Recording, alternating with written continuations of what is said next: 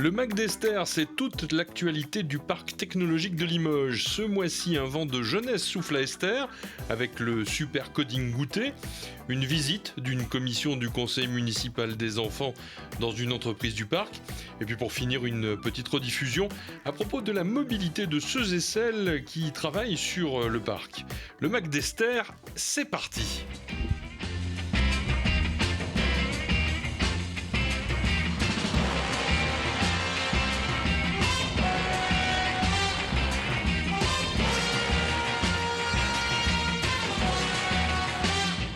Le plus spectaculaire, qui est le studio, parce que c'est ce qui vous intéressera le plus, je pense. Allez-y, rentrez, n'hésitez pas. Ça sert déjà à instruire leur projet, puisque c'est les enfants de la commission Vivre Ensemble et Citoyenneté qui ont en projet de réaliser avec la 7 à Limoges des petits reportages avec les seniors sur le thème du patrimoine et de la passation de mémoire. Donc avant de se lancer dans leur projet, eh bien, il était important pour eux de découvrir un peu ce nouveau monde de la télévision, de l'audiovisuel, des tournages. Bonjour tout le monde. Bonjour.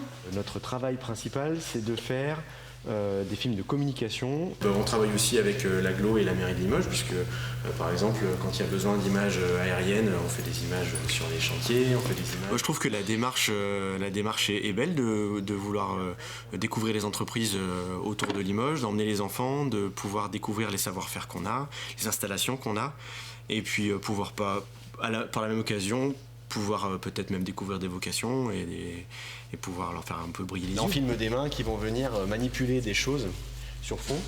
C'est un fond qui sera vert. Et après, on va intégrer en 3 dimensions les éléments. C'est-à-dire que c'est une main, par exemple, qui va tourner les livres d'un cahier. Sauf que le cahier ne sera pas réel, ce sera un cahier en 3D. Il n'y a que la main qui sera réelle. Donc là, on s'est installé pour filmer ça. On a on appelle ça un cyclo. Notre démarche à nous aussi, c'est qu'on est du terroir et on a envie de travailler et d'œuvrer sur le territoire parce que on est impliqué, on se sent bien ici. Et après, c'est vrai que de toute façon, d'accueillir quand même le Conseil des jeunes, c'est aussi accueillir les représentants des jeunes du territoire. Et pour le coup, c'est plutôt bien. Ils vont en parler autour d'eux et ça peut que être positif.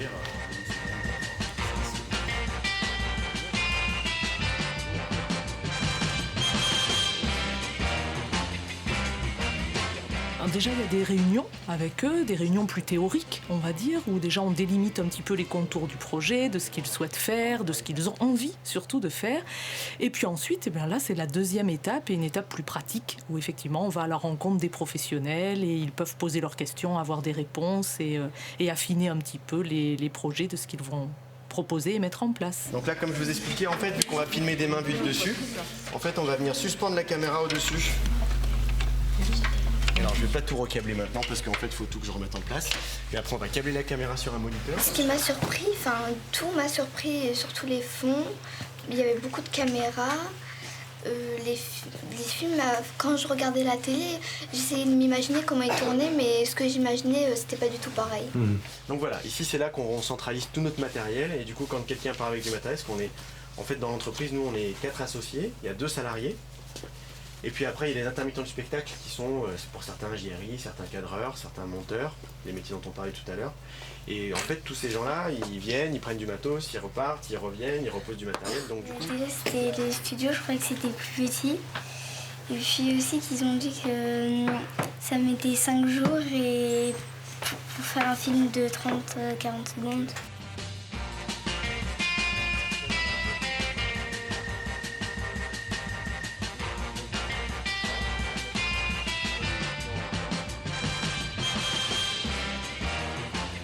Quand on est rentré, je ne savais pas que ce serait aussi grand. Dans le bus, je regardais, je croyais que ce serait petit, mais en fait non. Le mannequin, il m'a fait peur.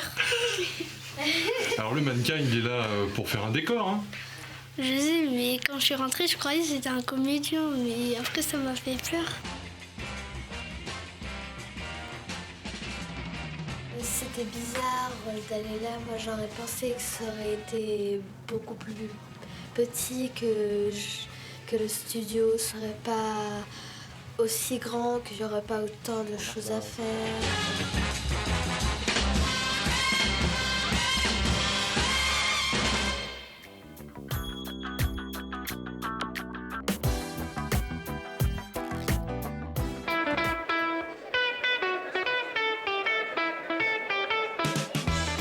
Aujourd'hui, on organise un super coding goûter. C'est la Liptic qui organise ça, accompagné de l'association Team Group Lab.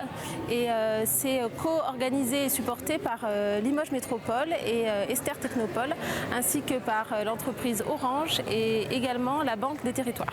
Orange est un acteur aujourd'hui de ce que l'on appelle assez largement l'inclusion numérique. C'est l'éducation au numérique et faire en sorte que le numérique soit un thème rassembleur et qui n'exclut aucune frange de la population. Cette inclusion numérique démarre depuis le plus jeune âge. Donc nous sommes associés à cette opération avec plaisir avec la Liptic.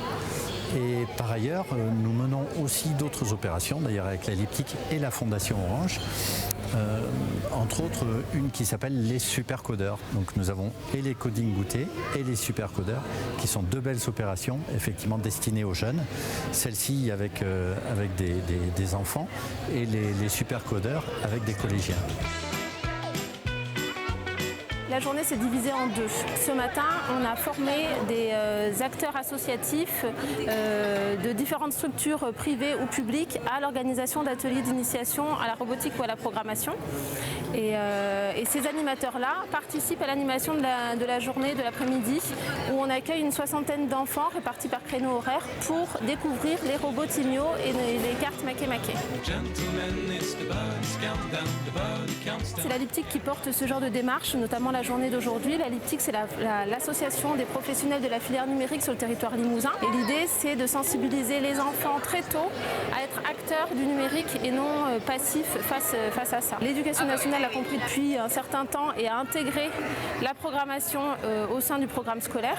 Mais pour le moment, il y a encore très peu d'activités périscolaires et hors du temps scolaire qui est disponible, notamment en Limousin. Donc on essaie de favoriser, de valoriser les initiatives qui existent et d'inciter de plus en plus de structures publiques et privées à porter des ateliers d'initiation. Alors Team Group Lab, c'est une association qu'on a créée cette année parce qu'on réalisait beaucoup d'ateliers avec les enfants. Donc j'ai une casquette vice-président culture numérique à la Liptic et on a voulu externaliser ce travail-là, pour avoir plus de ressources à l'extérieur pour faire ça. On va retrouver la fameuse plateforme Timio, donc c'est un petit robot, c'est comme un robot aspirateur beaucoup plus petit. Et surtout, on va retrouver des logiciels pour pouvoir programmer le robot.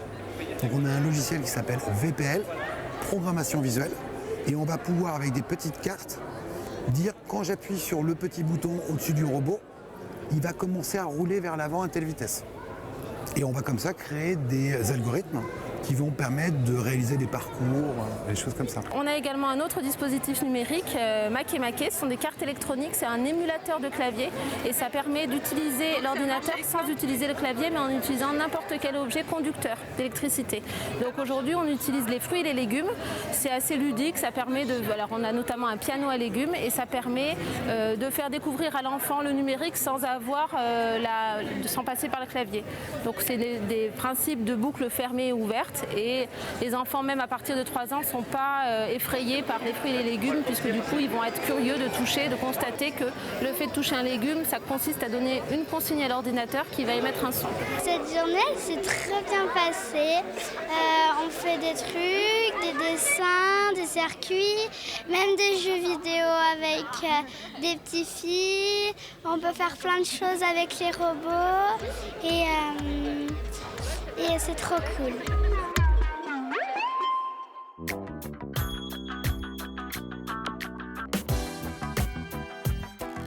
Esther Technopole a proposé avec plusieurs partenaires publics et privés un forum de la mobilité afin de sensibiliser les salariés des entreprises à modifier leurs habitudes et de recourir au transport en commun ou encore mieux au vélo.